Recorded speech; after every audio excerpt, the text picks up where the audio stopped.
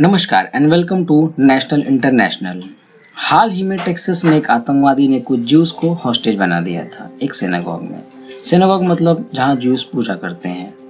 Texas आबादी के हिसाब से सेकेंड लार्जेस्ट स्टेट है यूएसए की, और टेक्सास में यहाँ मिलेगा बहुत ही फेमस सिनेगॉग जिसका नाम है कांग्रेस बेथ इजराइल।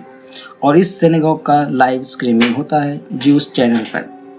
यहाँ पर चल रहे लाइव स्ट्रीमिंग पर एक आतंकवादी अचानक से आता है और बोलता है कि मैंने 4 लोगों को बंदी बना लिया है, और अगर कोई सिक्योरिटी फोर्स का आदमी अंदर आता है तो मैं इन 4 लोगों को मार दूंगा। और फिर इस आतंकवादी ने अपनी डिमांड बताई कि वह आफिया सिद्दीकी की रिहाई चाहता है। तो आप सबके मन में ये सवाल आएगा कि ये आफिया सिद्दीकी कौन है। देखिए, आफिया सिद्दीकी एक पाकिस्तानी बेस्ड आतंकवादी है जो टेक्सास की जेल में बंद है। आफिया सिद्दीकी का जन्म पाकिस्तान में, और यह न्यूरो साइंटिस्ट हैं, और इनकी एज इस समय लगभग 49 ईयर्स की होगी। अपनी यंग समय में यह पाकिस्तान से यूएसए में पढ़ने गई थी, और फिर यहीं इसी दौरान वह गलत लोगों के संगत में फंस गई और आतंकवाद के रास्ते पर चल पड़ी।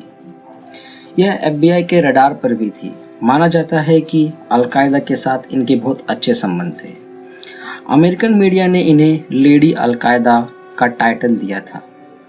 आफिया सिद्दीकी ने 9/11 के अटैक के बाद यूएसए फोर्स जब अफगानिस्तान में चली गई तब इन पर बहुत सारे बॉम्ब प्लान किए थे जिससे ज़्यादा से ज़्यादा अमेरिकी सैनिक मारे जाते।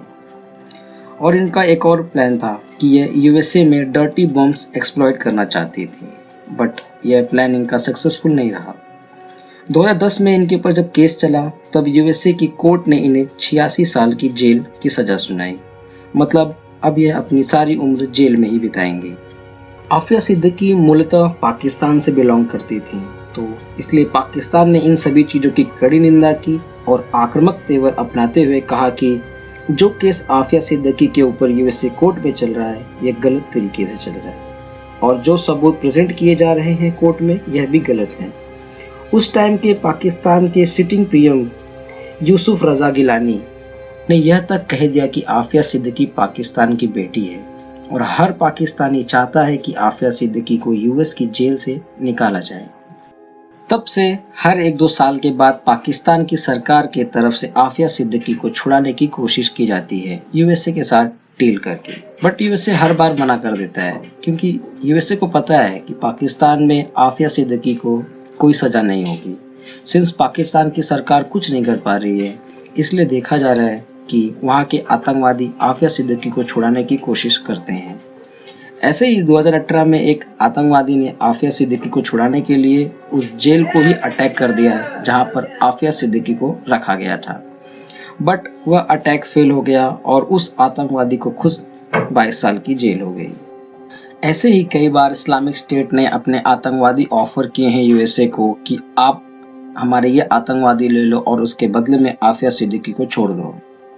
इससे ये पता चलता है कि आफिया सिद्दीकी की इम्पोर्टेंस कितनी ज़्यादा है इस्लामिक स्टेट में। ऐसी ही एक कोशिश 15 जनवरी 2022 को भी की गई सिनेगॉग में, लेकिन यूएसए की सिक्योरिटी फोर्सेस ने उस आतंकवादी को मार गिराया और उन 4 लोगों को सही सलामत बाहर निकाला। यूएसए की सिक्योरिटी फोर्सेस ने आतंकवादी को मारने के लिए फ्लैश ग्रेनेड का इस्तेमाल किया था। इस पर्टिकुलर केस में यह देख के अच्छा लग रहा है कि इजराइल के पीएम नफ्ताली बेनेट खुद डायरेक्ट इन्वॉल्व हो गए हैं। इनकी इस ट्वीट से पता चलता है कि वह कितने सीरियस हैं इस केस को लेकर। वहीं इजराइल की मीडिया में यह बात चल रही है कि मोसाद बहुत ज़्यादा एक्टिव हो चुका है इस केस को लेकर, और वह लोग क्लोजली मॉनिटर कर रहे हैं इस केस को। अगर फ्यूचर में इस पर्टिकुलर केस को लेके कोई बड़ी डेवलपमेंट होती है तो मैं आपके लिए दूसरी वीडियो लेके आऊँगा। तो मिलते हैं हमारी नेक्स्ट वीडियो में, तब तक के लिए bye, stay safe and stay healthy.